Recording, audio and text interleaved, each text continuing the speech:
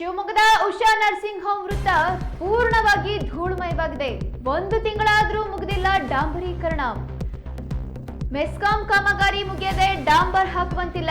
ಜನರ ಗೋಳಾಟ ಮುಗಿತಿಲ್ಲ, ಕೇಳೋರ್ಯಾರು?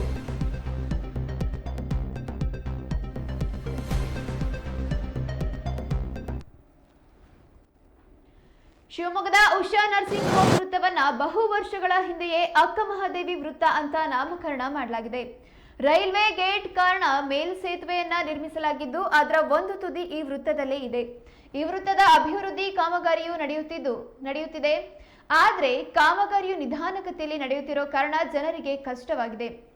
ಮೆಸ್ಕಾಂ ಕಾಮಗಾರಿ ಪೂರ್ಣವಾಗದೆ ರಸ್ತೆ ಡಾಂಬರೀಕರಣ ಮಾಡಲು ಸಾಧ್ಯವಾಗ್ತಿಲ್ಲ ಅನ್ನೋ ಕಾರಣವನ್ನ ಲೋಕೋಪಯೋಗಿ ಇಲಾಖೆ ಅಧಿಕಾರಿಗಳು ಹೇಳ್ತಿದ್ದಾರೆ.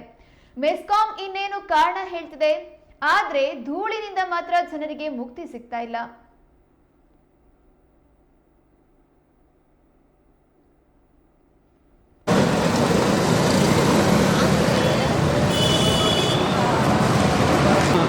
ಅವಾಗ ಧೂಳು ಫುಲ್ ಹೊಗೆ ಆಗಿರುತ್ತೆ. ಅವಾಗ ಟೇ ಕರೆಕ್ಟಾಗಿ ಕಾಣುತ್ತೆ ನಿಮಗೆ.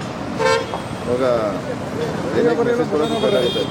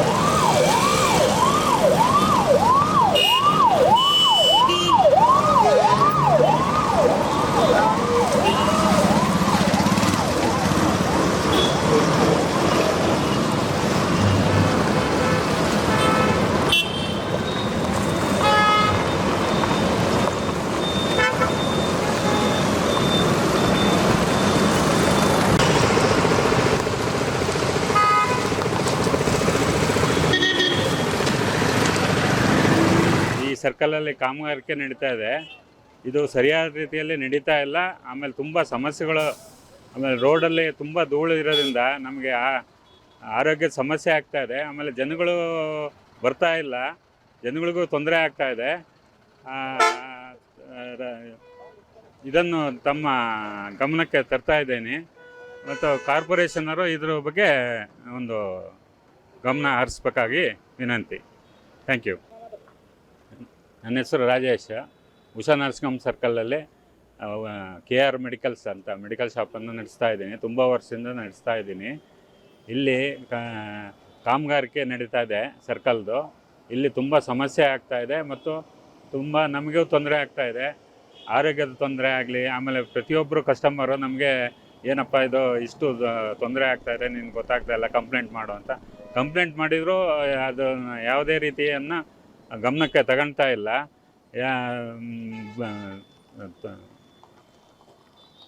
ಎಲ್ಲ ನೆಗ್ಲೆಕ್ಟ್ ಭಾಳ. ಹಾಗಾಗಿ ಇದು ತುಂಬ ಧೂಳು ಆಗ್ತಾಯಿದೆ ಮತ್ತು ಆರೋಗ್ಯಕ್ಕೆ ತೊಂದರೆ ಆಗ್ತಾಯಿದೆ. ಜನಗಳು ನಮಗೆ ವ್ಯಾಪಾರಕ್ಕೆ ತೊಂದರೆ ಆಗ್ತಾಯಿದೆ. ತುಂಬ ವರ್ಷದಿಂದ ನಾನು ಬಿಸ್ನೆಸ್ ಮಾಡ್ತಾಯಿದ್ದೀನಿ. ಜನಗಳು ನಮ್ಮ ಬಿಸ್ನೆಸ್ಸು ಡೌನ್ ಆಗಿದೆ.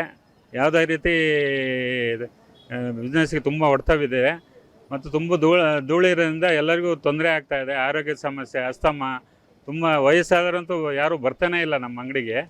ಮತ್ತು ಜನಗಳು ತುಂಬ ಬೈತಾ ಇದ್ದಾರೆ. ನಮಗೆ ಹೇಳ್ತಾರೆ, ಏನಪ್ಪ ಸುಮ್ಮನೆ ಇದೆಯಾ ನೀನು, ಯಾಕೆ ಗಮನಕ್ಕೆ ಹೇಳಲ್ಲ, ನೀನು ಕಂಪ್ಲೇಂಟ್ ಮಾಡಲ್ವಾ ಅಂತ. ಎಲ್ಲ ಕಂಪ್ಲೇಂಟ್ ಮಾಡಿದರು, ಯಾರು ಅದನ್ನು ನೆಗ್ಲೆಕ್ಟ್ ಮಾಡ್ತಾ ಇದ್ದಾರೆ. ಅಫಿಷಿಯಲ್ ಆಗಲಿ, ರಾಜಕೀಯದವರಾಗಲಿ, ಪ್ರತಿಯೊಬ್ಬರು ನೆಗ್ಲೆಕ್ಟ್ ಮಾಡ್ತಾ ಇದ್ದಾರೆ.